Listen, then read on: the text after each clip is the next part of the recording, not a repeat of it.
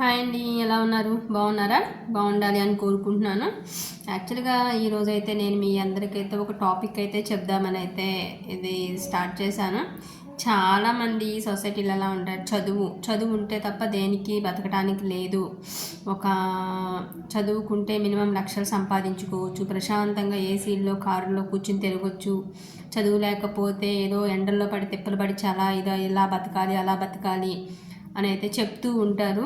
So but చదువుకోవటం వల్ల okay, బయట నాలెడ్జ్ అనేది అయితే తెలుస్తుంది, హ్యాపీ, చదువుకుంటే హ్యాపీ. బట్ అందరూ కూడా చదువు వచ్చిన వాళ్ళే ఉండరు. చదువు బుర్రకెక్కాలని ఏం లేదు.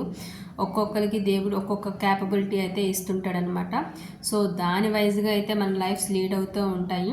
సో మీరు వెనకటి రోజుల్లో కనుక చూసుకున్న వాళ్ళైతే మ్యాక్సిమం 7th 8th చదివిన వాళ్ళు కూడా చాలా తక్కువ మంది ఉంటారు మన తాతయ్యలు ఆ వయసులో.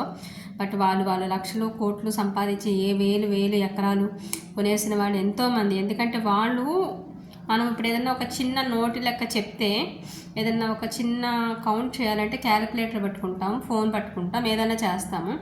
బట్ వాళ్ళు ఇలా చూస్తూ వితిన్ సెకండ్స్లో కొన్ని ల్యాక్స్ వాళ్ళు కౌంట్ చేసేయగలరు వేళ్ల మీద అనమాట. ఈవెన్ ఎందుకు నన్ను మా తాతగారు నా చిన్నప్పుడు ఏదో లెక్కలు వేస్తేసి ఇది ఎంతరా తల్లి అంటే ఒక పుస్తకం పెన్ను వేసుకొచ్చుకుని కూడికలు ప్లస్లు మైనస్లు వేసి చేస్తూ ఉన్నప్పుడు నేను 9th క్లాస్ చదువుతున్నాను ఆ టైంలో. బట్ తాత ఏంటి అవన్నీ తీసుకొచ్చావు అని చెప్పేసి దాన్ని అలా పక్కన పెట్టేసి వితిన్ సెకండ్లో ఆయన ఇట్లానే చెప్తే నేను షాక్ అనమాట ఆ వయసుకి. అమ్మో, తాత అలా అసలు ఏం చదువుకోలేదు కదా, ఇలా చెప్పారని. సో ఏ ఒక్కరిది కూడా మైండ్ సెట్కి క్యాలిక్యులేషన్కి చదువుకి సంబంధం అనేది ఉండదు. ఆ క్యాపబిలిటీ అనేది మనకు భగవంతుడు ఇచ్చిన వరం ఉండాలి. అండ్ మనం సెలెక్ట్ చేసుకునే వర్క్ని బట్టి ఉంటుంది. మనం ఇష్టమైన ప్రొఫెషన్ మనం తీసుకుని 100% ఫోకస్ పెట్టి 100% ఎఫర్ట్ పెట్టి వర్క్ చేసుకుంటే మాత్రం మనం దాంట్లో సక్సెస్ అవుతాం ఎవరమైనా సరే. సో అది ప్రతి ఒక్కరం కూడా మనం అబ్జర్వ్ చేసుకుని మనం ఇష్టమైన ప్రొఫెషన్ తీసుకుని ఇష్టమైన వర్క్ తీసుకుని మనం ధైర్యంగా అప్ అండ్ డౌన్స్ ఎన్ని వచ్చినా సరే లీడ్ చేసుకుంటూ వెళ్తే 100% వస్తుంది. అంతే తప్ప చదువుకుని బీటెక్లు ఎంటెక్లు చేసి సాఫ్ట్వేర్ జాబ్స్ వచ్చి హెల్త్ పాడు చేసుకుంటూ లక్షలు సంపాదించే వాళ్ళు ఎంతమంది ఉన్నారో, అట్ ద సేమ్ టైం అదే చదువుకుని రోడ్ల మీద ఏం చెయ్యాలో తోచక కూరగాయలు అమ్ముకునే వాళ్ళను కూడా నేను చూశాను. అంత బీటెక్ ఎంటెక్లు చేసి సాఫ్ట్వేర్ సంబంధించిన జాబులకు సంబంధించిన చదువులు చదివి కూడా ఇంట్లో వాళ్ళకి హెల్ప్ అవుతుంది దేనికో దానికి ఖాళీగా కూర్చుని ఎందుకు, మనకి బిజినెస్లు పెట్టే స్తోమత లేదు, మనం చదివిన చదువులకి జాబులు రావట్లేదు అన్న ఇది కోసం ఇంట్లోనే ఉండి కూరగాయలు అమ్ముతూ ఇంట్లో వాళ్ళకి సహాయంగా ఉన్న వాళ్ళని నేను చాలామందిని చూశాను. సో ఇష్టమైన ప్రొఫెషన్ తీసుకోవాలి తప్ప చదువుకున్న వాళ్ళే బతుకుతారు, చదువు లేని వాళ్ళు దేనికి పనికిరారు అనేది అయితే పక్కన పెట్టేసేయాలి.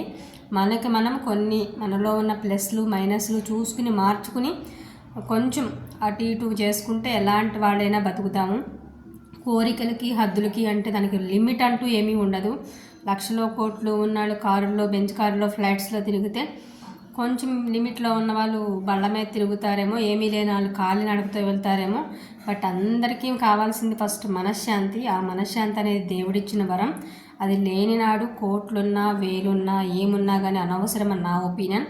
సో ప్రతి ఒక్కళ్ళు కూడా హ్యాపీగా పీస్ఫుల్గా చదువుల కోసం ఇబ్బంది పడుతూ చదవలేదని బాధపడిపోతూ ఇంత చిన్న చెప్పడానికి కూడా చిన్న ఎగ్జాంపుల్ ఉంది.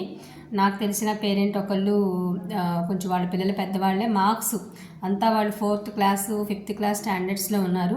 వాళ్ళ పిల్లల మార్క్స్ రావట్లేదని ఫైనల్ ఎగ్జామ్స్ జరుగుతున్నాయి అని చెప్పి, నిజంగా ఒక CA ఎగ్జామ్స్ రాసే వాళ్ళకు కూడా అంత స్ట్రెస్ ఉండదు.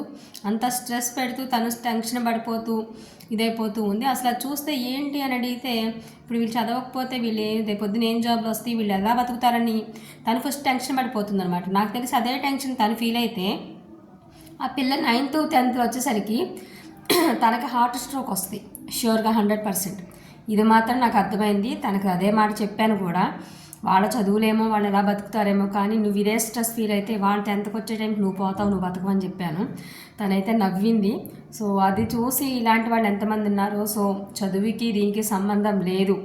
మనకి భగవంతుడు ఇచ్చిన ధైర్యం ఉండాలి, తెలివితేటలు ఉండాలి, సామర్థ్యం ఉండాలి, ఓటమిని గెలుపుని రెండింటిని ఒకేలా తీసుకునే శక్తి మనకు ఉండాలి.